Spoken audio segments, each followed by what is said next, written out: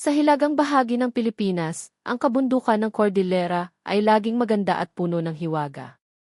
Ang sikat ng araw sa umaga na tumatago sa hamog at tumatama sa mga rice terraces ay parang paraiso sa lupa. Pero, sa likod ng gandang iyon, sa gitna ng makapal na hamog, may nagtatagong madilim na bahagi kung saan walang batas. Ang kadilimang iyon ay naghihintay na lamunin ang isang magandang bulaklak. Isang malamig na gabi noong Disyembre 2018. Si Maya, 23 anyos. Isang guro mula sa Magulong, Maynila na nagpa siyang magturo sa isang liblib na barangay sa Kalinga. Ang mga mata niya ay puno ng pag-asa para sa kinabukasan, at ang kanyang ngiti ay nagbibigay init sa malamig na kabundukan. Maririnig ang mga bata na nagbabasa, nagtatawanan at huni ng mga ibon. Ang boses ng mga batang nagbabasa sa klase ay parang musika. Habang nagsusulat si Maya sa pisara gamit ang chalk, napatingin siya sa bintana. Ang mga bundok ay luntiang-luntian at payapa ang lahat. Hindi niya alam. Ito na pala ang huling mga araw ng kanyang kalayaan. May isang pares ng matang nakamasid sa kanya, parang tigring nag-aabang sa kanyang biktima. Ang huling gabi. Gabi ng kapistahan sa barangay. Ang langit ay puno ng mga ilaw at paputok. Ang plaza ay maingay dahil sa tugtog ng gong, mga nagtitinda at kasiyahan. Ang hangin ay amoy inihaw na baboy, pansit at pulbura. Tunog ng gong, paputok at ingay ng mga tao. Naglalakad mag-isa si Maya sa perya. Ang mga kasama niyang guro ay umuwi na. Gusto pa niyang namnamin ang ganda ng gabi. Sa ilalim ng makukulay na ilaw, sobrang ganda niya. Pero ang gandang iyon ang naging sumpa niya. Sa gitna ng mga tao, may ilang matatangkad at seryosong lalaki na hindi inaalis ang tingin sa kanya.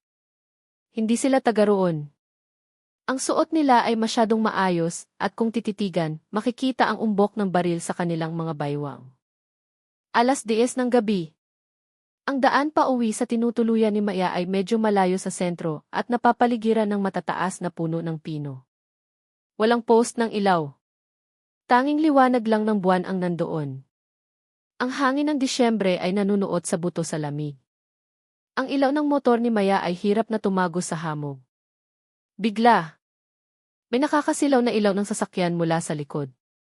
Ang tunog ng makina ay malakas at garalgal. Hindi ito ordinaryong jeep o tricycle. Tunog ito ng isang lumang military jeep o TV. Malakas na tunog ng makina at preno.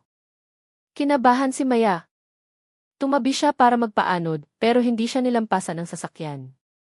Dinikitan siya nito. Bumilis ang tibok ng puso niya. Diyos ko! Tulungan niyo po ako, bulong niya. Pero sa gabing iyon, tila malayo ang Diyos. Biglang humarang ang jeep sa harap niya. Umirit ang preno at lumipad ang alikabok. Bumaba ang 3 lalaki. Hindi makita ang mukha nila dahil sa silaw ng ilaw. Nangyari ang lahat sa ilang segundo lang. Sumigaw sana si Maya pero tinakpan ng malaking kamay ang bibig niya. Isang matapang na amoy ng kemikal ang pumasok sa ilong niya. Nanghina ang katawan niya at umikot ang paningin. Ang huling narinig niya ay, "Naghihintay na si boss. Ingatan niyo yan," sa isang garalgal na boses. Ang motor niya ay naiwan sa kanal. Unti-unting nawala ang tunog ng makina.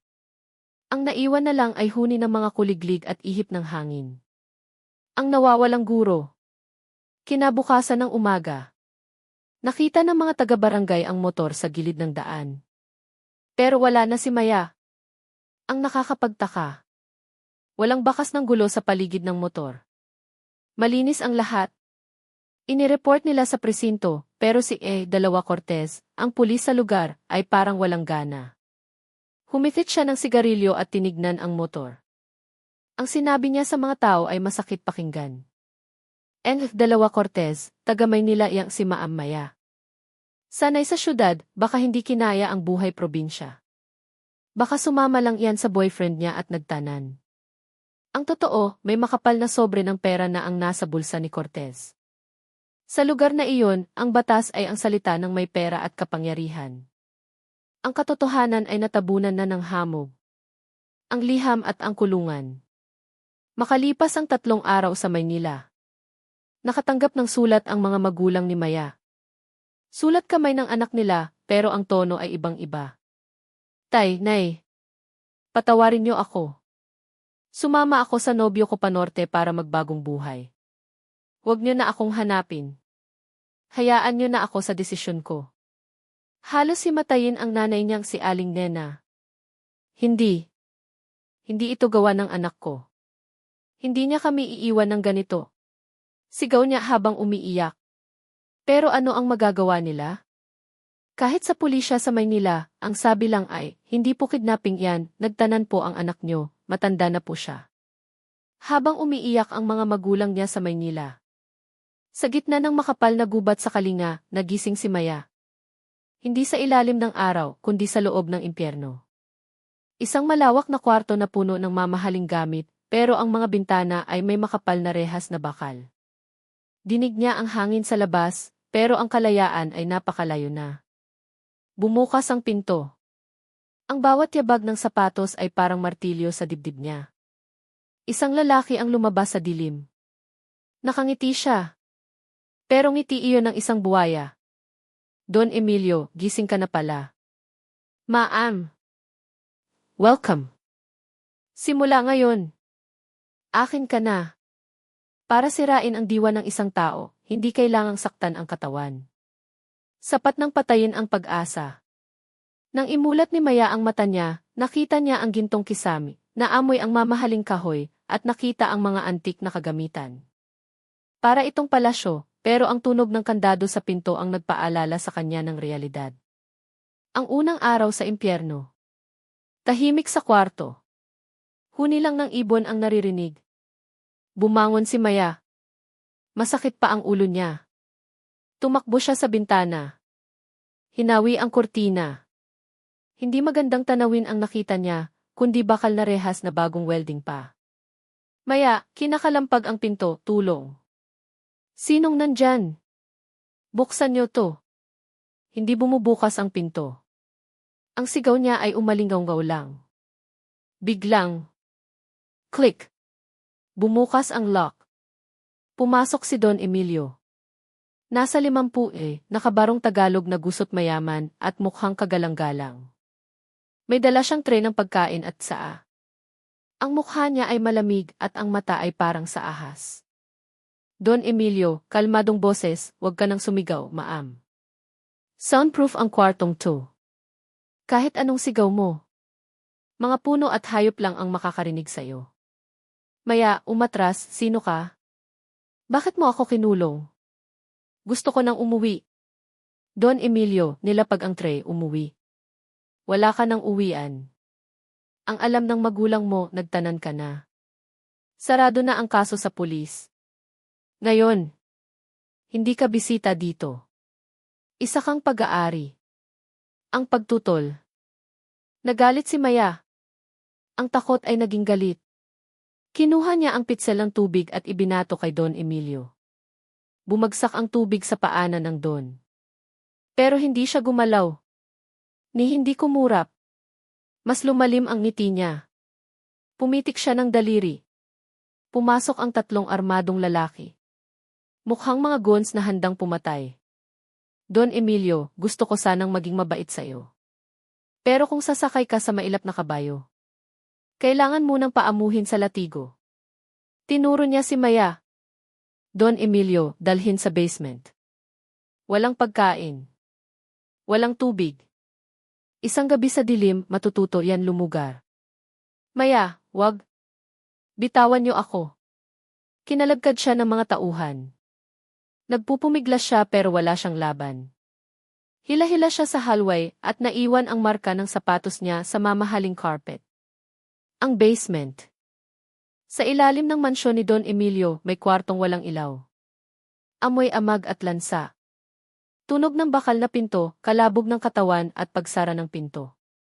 Tinapon si Maya sa sementadong sahig. Sobrang dilim, hindi niya makita ang sariling kamay. Narinig niya ang kandado sa labas. At tumahimik. Maya, umiiyak ng mahina, Nay. Tay. Tulong. Sumiksik siya sa sulok. Sa dilim na to, walang oras. Hindi alam kung umaga o gabi. Ang naririnig lang niya ay ang patak. Patak. Patak ng tubig mula sa gripo. Ang tunog na iyon ay dahan-dahang kumakain sa katinuan niya. Noong gabing iyon, natutunan ni Maya ang masakit na katotohanan. Hindi na siya si Teacher Maya. Hindi na siya tao. Sa loob ng haulang ito, isa na lang siyang laruan, isang kaluluwang nabubuhay sa impyerno. Gaya ng sabi ni Don Emilio. Ang tahanan ay isa na lang panaginip. Matapos ang 3 araw sa dilim, muling nakakita ng liwanag si Maya. Pero hindi ito liwanag ng kalayaan. Liwanag ito ng gintong kulungan ni Don Emilio. Walang peklat sa katawan niya, pero ang kaluluwa niya ay basag na basag na. Natutunan niya na para mabuhay sa loob ng mansyon, kailangan niyang sundin ang batas ng ihari. Ang bihisan. Umaga. Isang kwarto na may malaking salamin. 2 katulong ang nagbibihis kay Maya. Tinitigan ni Maya ang sarili sa salamin. Hindi na simpleng guro ang suot niya. Nakamamahaling Filipiniana na may borda ng ginto. May kwintas na jade sa lig. Ang ganda niya. Pero, pagtingin niya sa paa. Sa kaliwang bukong-bukong may kadenang bakal. Nakakabit ito sa isang mahabang tanikala na nakapako sa poste ng kwarto. Tahimik lang ang mga katulong habang inaayusan siya. Takot sila sa mata ni hindi makatingin kay Maya. Maya, bulong, ate. Tulungan niyo ako. Pahiram ng cellphone. Tinakpan agad ng katulong ang bibig ni Maya at umiling. Tinuro niya ang pinto. May nakabantay na armadong lalaki. Ang hapunan. Gabi. Mahabang mesa. Kandila. Masasarap na pagkain. Nasa kabisera si Don Emilio. Si Maya nasa tabi niya. Ang daming pagkain pero parang may bara sa lalamunan ni Maya. Don Emilio, uminom ng wine, nakangiti, kain na, Maya. Kailangan mong magpalakas para mapagsilbihan mo ako. Tignan mo. Mukha kang reyna sa suot mo. Maya, naluha, nag-aalala na ang magulang ko. Hinahanap na nila ako. Don Emilio, tumawa ng malamig, hinahanap. Ha ha ha. Ang inosente mo. Ipapakita ko sa'yo. Hinagis niya ang dyaryo sa mesa. Sa isang maliit na bahagi, may balita, guro, nagtanan kasama ang nobyo. Don Emilio, kita mo. Hiyang-hiya ang magulang mo sa'yo. Suko na ang mga pulis. Walang may gusto sa'yo. Ako lang. Ako lang ang nagpapahalaga sa'yo. Parang gumuho ang mundo ni Maya. Ito ay gaslighting. Pinapaniwala siya na wala na siyang kakampi. Ang perya ng mga demonyo. Madalas magpa-party si Don Emilio. Ang mga bisita ay mga smugglers, illegal loggers, at kurakot na opisyal. Sa gabing ito, si Maya ang main attraction. Dinala si Maya sa ballroom. Nakayuko siya, pero ramdam niya ang malalaswang tingin ng mga bisita. Inakbayan siya ni Don Emilio at pinakilala. Don Emilio, mga kaibigan. Ito ang bago kong hiyas. Galing pa ng Maynila. Ano? Maganda ba? Bisita isa, iba talaga ang panlasa mo, Don Emilio.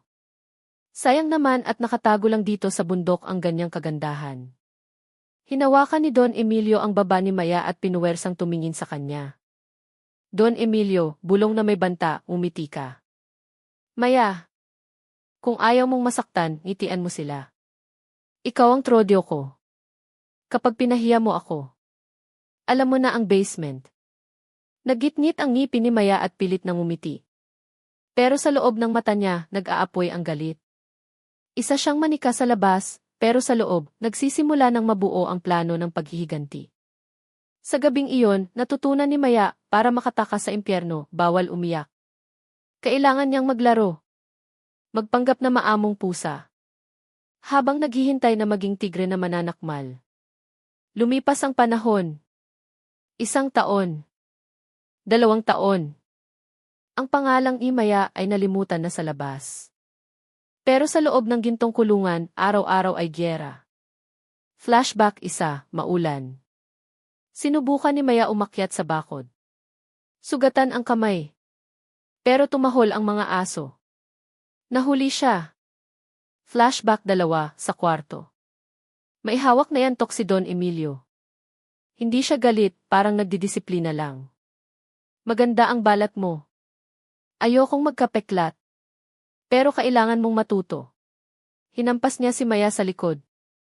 Tiniis ni Maya ang sakit. Walang sigaw. Luha lang. Kasalukuyan, 2 taon ang nakalipas. Iba na si Maya. Tahimik. Walang emosyon. Dala niya ang tsaa ni Don Emilio. Pulido ang galaw parang robot. Don Emilio, humigop ng tsaa, mabuti naman. Para ka na talagang asawa ko. Tignan mo. Mas payapa ang buhay pag sumusunod ka. Maya, nakayuko, opo. Sir. Ngumiti siya. Pero pagtalikod ni Don Emilio, nawala ang ngiti. Puno ng puot ang mata niya. Akala niya napaamo na niya ako. Akala niya durog na ako. Mali ka, Emilio. Ako ay ahas na hindi namamatay. Hinihintay ko lang na magtiwala ka. Na maging kampante ka. Inayos ni Maya ang manggas ng damit. Sa braso niya, may mga lumang peklat ng palo. Ang mga peklat na iyon ang nagpapaalala sa kanya na dapat siyang maningil. Ang pulis na walang pagod. Maynila. Gabi. Isang presinto na luma ang electric fan. Si Major Valdez. Nasa 40. Magulo ang balbas, puyat. Kilalang imatigas ang ulo. Habang ang iba ay yumayaman sa lagay, siya ay nagbubungkal ng cold cases. Hawak ni Valdez ang lumang file. Missing person, Maya, 2018. Valdez, guro. Nagtanan daw.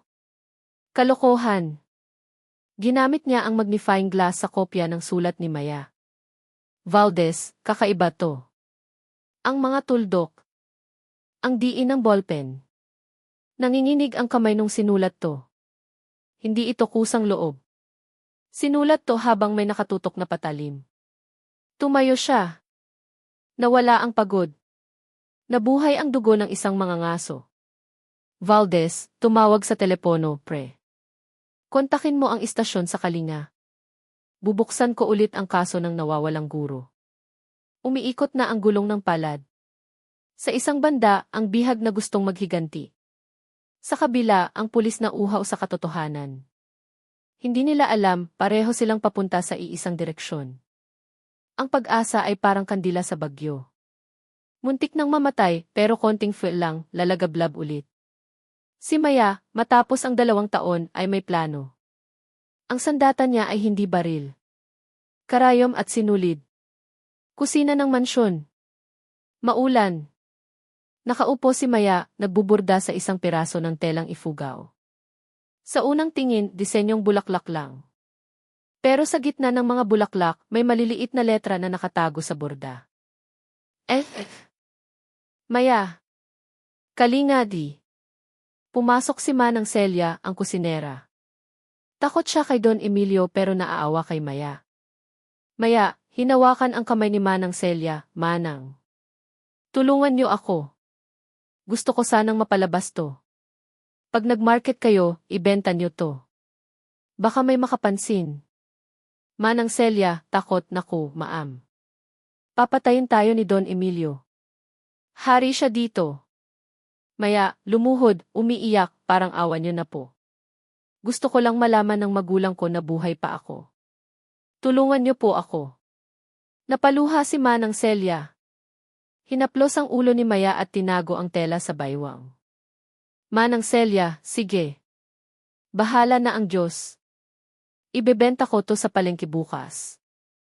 Ang palengke. Maingay. Amoy bagoong at tabako. Lumapit si Manang Celia sa isang suki na nagbebenta ng souvenir. Taga Maynila ang buyer. Manang Celia, ito. Gawa ng senyora sa malaking bahay. Magandang presyo to. At, pakitignan ka mo ang borda. Tinignan ng buyer. Wala siyang napansin noong una. Pero nang haplusin niya, ramdam niya ang umbok ng mga letra sa gitna ng bulaklak. Nagtaka siya, Pero mabilis na nawala si Manang Celia sa dami ng tao. Ang ebidensya. Opisina ni Major Valdez. 3 araw ang nakalipas. May dumating na package kay Valdez galing sa impormante sa norte. Binuksan niya. Isang telang may borda. Note, Sir. Galing daw to sa bahay ni Don Emilio. Kakaiba ang borda kaya pinadala ko. Tinapat ni Valdez sa ilaw ang tela. Gamit ang magnifying glass, tinignan niya ang pattern. Nanlaki ang mata niya. Valdez, gotcha. Sa gitna ng mga bulaklak, may maliliit na letrang English, N-I. Ni. Hindi ito sining. Ito ay sigaw ng saklolo. Valdez, sinarado ang file, buhay siya. Hinihintay niya tayo. Ang utos. Pumasok si Valdez sa opisina ng chief. Valdez, Sir. Buhay si Maya. Nasa kalinga, hawak ni Don Emilio. Kailangan natin ng warrant. Chief, sumimangot, Valdez. Tigas talaga ng ulo mo. Telang basahan lang yan, babanggain mo ang isang malaking negosyante. Taxpayer yan. Gusto mo bang matanggal sa serbisyo? Valdez, buhay ng tao to sir. Para sa mayaman lang ba ang batas? Chief, tumigil ka. Sarado na ang usapan. Utos 2. Lumabas si Valdez na galit na galit. Sinuntok ang pader. Valdez, Sage. Kung ayaw ng batas, ako ang gagawa ng paraan. Maya. Hintay ka lang. Paparating na si kuya. Kinasa niya ang baril. Click. Hindi na siya pulis ngayon. Isa na siyang lone wolf na gutom sa hustisya. Ang pagpasok sa teritoryo ng demonyo. Ang takot ay nakakahawa. Sa kalinga, ang pangalang Don Emilio ay parang multo. Pagdating ni Valdez sa bayan, ramdam niya ang tingin ng mga tao. Gabi. Isang karinderya sa bayan. Naka-civilian si Valdez. May baril sa likod. Valdez, Tay. Saan ba ang bahay ng may-ari ng logging company sa bundok? Namutla ang matandang tindero. Lumingon-lingon. Tindero, iho. Kung gusto mong humaba ang buhay mo, huwag ka nang tumingin sa direksyon na iyon. Palasyo iyon ng demonyo. Walang nakakabalik galing dun. Nag-iwan ng pera si Valdez pero tinanggihan ang tindero. Alam nilang lahat. May mata si Don Emilio kahit saan. Ang kaparusahan. Loob ng mansyon. Gabi. Nakatayo si Don Emilio sa gitna ng sala. Sa harap niya, nakaluhod si Manang Celia. Duguan ang mukha, nanginginig. Sa tabi, hawak ng mga gun si Maya. Don Emilio, hinagis ang kapirasong tela sa mukha ni Manang Celia, pinakain kita. Tinredor mo ako. Kalat na sa palengke ang basahang to. Dahil sayo. Nalagay ako sa alanganin. Manang Celia, umiiyak Don. Patawad po. Naawa lang ako kay Maam Maya. Maya, sumigaw, Manang wag. Ako ang nag-utos sa kanya. Ako ang patayin nyo. Walang kasalanan si Manang. Humarap si Don Emilio kay Maya. Nakangiti. Don Emilio, kung papatayin kita, masasaktan ka lang. Gusto kong durugin ang puso mo. Dapat mong makita na dahil sa iyo, namamatay ang mga taong tumutulong sa iyo. Binunot ni Don Emilio ang baril. Hindi kay Maya tinutok, kundi sa ulo ni Manang Celia. Maya, hindi. Parang awan niyo na. Bang! Tumalsik ang dugo sa pader. Bumagsak si Manang Celia. Natahimik si Maya. Nakatitig lang siya sa katawan ng matanda. Don Emilio, pinunasan ang baril, tandaan mo, Maya. Sa susunod na tumakas ka, hindi ikaw ang mamamatay. Ang mga magulang mo. Inutos niya sa mga tauhan, linisin yan. Ibalik ang babae sa kwarto. Kadensahan. Ang sumpa. Kwarto ni Maya. Mag-isa. Nakaupo si Maya sa sahig. Hindi na siya umiiyak. Ubos na ang luha niya. Wala nang takot sa mata niya. Puot na lang. Kinuha niya ang isang pirasong basag na porselana, galing sa nabasag na tasa. Nasugatan ang palad niya, dumugo, pero wala siyang naramdamang sakit. Maya, bulong, Emilio. Hindi mo ako nasaktan. Ginising mo lang ako. Para sa buhay ni Manang. Maniningil ako. Sa labas ng mansyon. Nasa gubat si Valdez. Narinig niya ang putok ng baril. Alam niyang huli na ang lahat. Lumakas ang ulan. Parang umiiyak ang langit para sa dugong dumana. Paparating na ang bagyo. Bagyo ng kalikasan. At bagyo ng paghihiganti. Ang bagyo sa Cordillera ay hindi biro. Ang kulog ay parang galit ng langit. Pero ngayong gabi, ang bagyo ay kakampi ni Valdez.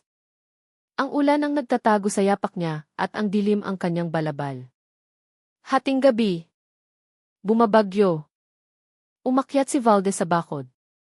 Putikan ang katawan. Nakita niya ang gwardya sa likod bahay na nagsisigarilyo. Kumidlat ng malakas boom. Kasabay ng kulog, sinugod ni Valdez ang gwardya mula sa likod. Tinakpan ang bibig, sinakal hanggang mawalan ng malay. Kinuha niya ang susi. Biglang. Tinamaan ng kidlat ang transformer. Isisik. Namatay ang kuryente sa buong mansyon. Buksan ang generator. Bilis! Sigaw ng mga tauhan. Habang nagkakagulo, tumakbo si Valdez paakyat sa kwarto ni Maya. Ang pagtatagpo. Madilim sa kwarto. Nasa sulok si Maya, hawak ang basag na porselana. Handa nang pumatay. Narinig niya ang susi. Maya, handa nang sumugod. Bumukas ang pinto. Pumasok ang anino. Sumugod si Maya para manaksak. Maya, mamatay ka na. Nasalo ng lalaki ang kamay niya. Valdez, bulong, Maya. Teka. Ako to. Pulis ako. Sa kislap ng kidlat, nakita ni Maya ang mukha ni Valdez. Bas, pero determinado. Maya, sino? Sino ka? Valdez, Major Valdez. Hinihintay ka ng nanay mo. Tara na. Nang marinig ang kinanay, lumambot si Maya. Tumango siya. Sinubukan ni Valdez ang susi sa kadena sa paa ni Maya. Sa pangatlong susi. Click. Nakalaya na siya. Ang habulan. Paglabas nila ng kwarto, hinarang sila ni Don Emilio at 2 bodyguard sa hallway. Umandar na ang generator kaya may ilaw na. Don Emilio, nakatutok ang baril, ang lakas ng loob ng dagang pumasok sa bahay ko. Wala kayong kawala. Valdez, tinulak si Maya sa likod, Maya. Talon sa bintana. May damuhan sa baba. Maya, paano ka? Valdez, takbo. Huwag mo akong intindihin. Unang nagpaputok si Valdez. Bang! Bang! Tinamaan ang isang bodyguard. Nagtago si Don Emilio sa poste. Binasag ni Maya ang bintana gamit ang upuan at tumalon. Naubusan ng bala si Valdez, kaya sumunod na rin siyang tumalon sa bintana. Dahil maputik ang lupa, hindi sila masyadong nasaktan.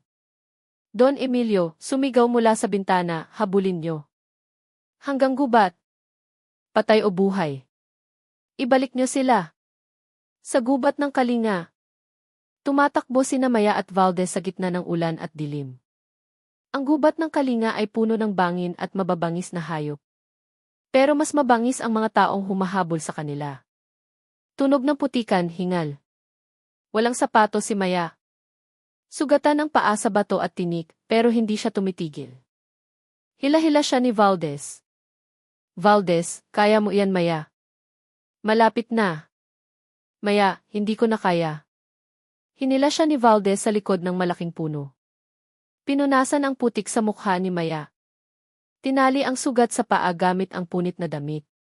Valdez, makinig ka. Gusto mong mabuhay, di ba? Gusto mong ipaghiganti si Manang Celia? Tumayo ka. Kailangan nating gumalaw. Nabuhayan ng loob si Maya. Tumayo siya. Ang engkwentro. Tahol ng aso. Malapit na ang mga aso at flashlight ng mga kalaban. Bodyguard, dito. May dugo. Malapit na sila. Don Emilio, sumisigaw, barilin sa paa. Gusto ko silang pahirapan. Nakarating sina Valdez sa isang bangin. Sa unahan, malalaking bato. Biglang may asong sumugod kay Valdez. Bang! Binaril ni Valdez ang aso. Pero dahil sa putok, nalaman ang pwesto nila. Ayon sila. Paputukan. Bang! Bang! Bang! Lumipad ang mga piraso ng kahoy. Nagtago sila sa likod ng bato. Gumanti ng putok si Valdez. Tinamaan ang isang kalaban. Valdez, 3 na lang ang bala ko. Tumingin si Valdez sa baba. May ilog. Ang Chaco River. Malakas ang agos at kulay kape dahil sa ulan. Valdez, may ilog sa baba. Delikado ang agos. Pero yan lang ang pag-asa natin. Biglang. Zing! Daplis ng bala sa balikat ni Valdez. Valdez, arf. Duguan si Valdez. Inalalayan siya ni Maya. Hindi na siya ang takot na biktima. Siya na ang nagpoprotekta. Maya, hindi ka mamamatay. Tara. Aalalayan kita. Ang huling harapan. Umatras sila sa gilid ng bangin. Wala nang atrasan. Sa likod, ang rumaragasang ilog. Sa harap, si Don Emilio at ang mga tauhan niya. Don Emilio, hingal pero tumatawa, takbo pa. Sige, takbo. Saan kayo pupunta? Impyerno sa baba. Baril ko sa taas. Lumapit si Don Emilio. Ang mata niya ay parang sa demonyo. Don Emilio, Maya. Halika dito. Pag bumalik ka, papatayin ko tong pulis ng mabilis. Pag hindi, hihiwain ko siya ng pino sa harap mo. Hinawakan ni Maya ang kamay ni Valdez. Nagkatinginan sila. Nagkaintindihan ng walang salita. Mas pipiliin nilang mamatay kaysa bumalik sa demonyo. Valdez, handa ka na? Maya, kasama ka. Hindi na ako takot. Kinasa ni Don Emilio ang baril. Pero bago pa siya makakalabit, magkahawak kamay na tumalon sina Maya at Valdez sa bangin, diretso sa madilim at rumaragasang ilog. Slow motion ang pagtalon. Putok ng baril. Bang! Pero nasa tubig na sila. Sabi ng matatanda, hindi mo mabibili ang kalikasan. Ginahasa ni Don Emilio ang kabundukan para sa troso at mina. Ngayong gabi, maniningil ang kalikasan. Ang pagguho. Pampang ng ilog. Umaga. Mahina na ang ulan. Nagising si Maya sa buhanginan. Masakit ang buong katawan. Puno ng buhangin ang bibig. Nakita niya si Valdez sa tabi, walang malay. Duguan ang balikat. Maya, Kuya Valdez. Gising po. Ligtas na tayo. Binigyan niya ng tubig si Valdez. Nasa mababaw na parte na sila ng ilog. Biglang, may ilaw ng sasakyan mula sa taas ng pampang. Hindi pa sila ligtas. Bumaba ang 3 jeep ni Don Emilio sa pampang. Pinalibutan sila. Bumaba si Don Emilio, puno ng putik pero mayabang pa rin. Don Emilio, matibay din kayo. Hindi namamatay sa tubig. Pero malas nyo. Ako ang sumalubong sa inyo sa lupa. Nakatutok ang mga baril sa kanila. Sinubukan tumayo ni Valdez pero hindi kaya. Tumayo si Maya. Hinarap niya si Don Emilio. Maya, Emilio. Buhay ko ang gusto mo, diba? Sasama ako. Pakawalan mo siya. Don Emilio, tumawa, nakikipagnegosasyon ka pa? Maya. Pag-aari kita. Ang gamit, hindi nag-uutos sa may-ari. Papatayin ko muna siya. Tapos iuwi kita. Tinutok ni Don Emilio ang baril sa ulo ni Valdez. Ang hatol ng lupa. Sa sandaling iyon, may narinig silang kakaibang tunog. A-re-re-te. Rumble. Hindi kulog. Tunog ng lupa na bumibigay. Ang pwesto ni Don Emilio ay nasa paanan ng bundok na kalbo dahil sa logging. Dahil sa ulan, lumambot ang lupa. Guns, boss. Sa likod. Landslide. Paglingon ni Don Emilio, huli na ang lahat. Ang buong gilid ng bundok, putik, bato, at malalaking troso ay gumuho pababa. Don Emilio, ha? Nilamon ng higanting alon ng putik si Don Emilio, ang kanyang sasakyan at mga tauhan. Ang mga putok ng baril at sigaw ay natabunan ng lupa. Nasa gilid sina Maya at Valdez kaya hindi sila inabot. Sa harap nila, ang dating mayabang na Don ay naging bahagi na ng putik. Katahimikan. Nang tumigil ang alikabok, wala na si Don Emilio. Ang kapangyarihan niya, ang pera, ang armas. Lahat na libing. Ang natira lang ay ang buwan na sumisilip sa ulap at ang tunog ng ilog. Maya, nanginginig, patay na ba siya? Valdez, umuubo ng dugo, umiti, hindi siya kaya ng batas. Pero hinatulan siya ng lupa, Maya. Tapos na. Niyakap ni Maya si Valdez at umiyak. Hindi dahil sa lungkot, kundi dahil sa wakas. Nakawala na siya sa bigat na dinadala niya ng 2 taon. Ang pagbabalik at paghilom. Ang hari ng tigintong kulungan ay nagwakas sa putikan. Ang kasamaan niya ang lumamon sa kanya. Ang taong nakatakas sa impyerno ay hindi na babalik sa dati. Ang peklat ay naiiwan sa balat at puso. Pero ang mga peklat na iyon ay patunay na matibay tayo. Ang ospital. Maynila. Nakaupo si Maya sa tabi ng kama ni Valdez. Nakabenda ang balikat ng pulis. Bumukas ang pinto. Pumasok ang magulang ni Maya. Nanay, aling nena, anak ko. Maya. Nagyakapan sila. Maya, nay. Nakauwi na ako. Totoo na to. Dumilat si Valdez. Umiti kay Maya. Ang mata niya ay nagsasabing, ligtas ka na. Ang balita. Sis Patrol. News anchor, kumpirmadong patay sa landslide sa Kalinga ang kontrobersyal na businessman na si Don Emilio at ang kanyang grupo. Sa raid sa kanyang mansyon, natagpuan ang mga iligal na armas at ebidensya ng human trafficking. Pinakita ang video ni Dalawa Cortez na nakaposas, hinuhuli ng EBI. Ang ebidensya ni Valdez ang nagpakulong sa kanila. Nahuli na rin ang hustisya. 1 taon ang nakalipas. Luneta Park. Gabi. Naglalakad si Maya mag-isa. Maiksi na ang buhok niya. Simple ang suot pero desente. Hindi na siya ang inosenteng guro, pero may tatag na siya. Nagsindi siya ng kandila sa may fountain. Maya, bulong, Manang Celia. Sana payapa na kayo. Hindi ko po kayo makakalimutan. May lumapit na lalaki. Si Cole. Valdez, na-promote na. Naka-uniforme. Maayos na ang balikat pero medyo pilay maglakad. Valdez, kumusta ka na, Maya? Maya, mabuti naman, kuya. Ikaw? Balik serbisyo na? Valdez. Gaya mo. Survivors tayo eh. Tuloy lang ang buhay. Tumingala sila sa langit. Ang liwanag ng buwan ay tumatama sa Rizal Monument. Hanggat may kasamaan, may dilim.